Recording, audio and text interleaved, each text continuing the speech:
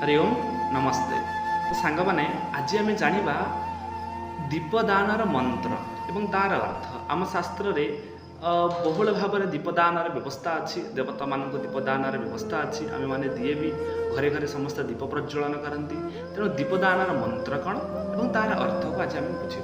शास्त्र लेखा अच्छी सुप्रकाशो महादीप सर्वत्र तिमिरापः सबाह्य अभ्यंतरे ज्योति दीपोऽयं प्रतिगृह्यताम्।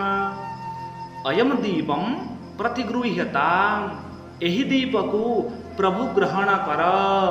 कौन भलिया दीप ना सुप्रकाशु महादीप, जे सम्यक रूप से प्रकाश रूपक महान दीप, तेज रूपधारी दीप को आउ दीप कौन करती ना सर्वत्र तिमिरापह।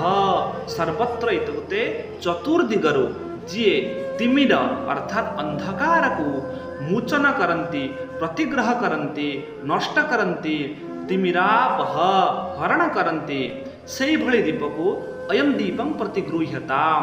आउ कौन करती सबाह्य आभ्यंतरे ज्योति, बाह्य एवं आभ्यंतर अंधकार को दूरीभूत करी जे ज्योतिरूपक ज्ञान को प्रज्वलिन करती, से भली दीप को, से भली महान दीप को मो प्रभु अर्पण करुछि। आपण ग्रहण करंतु।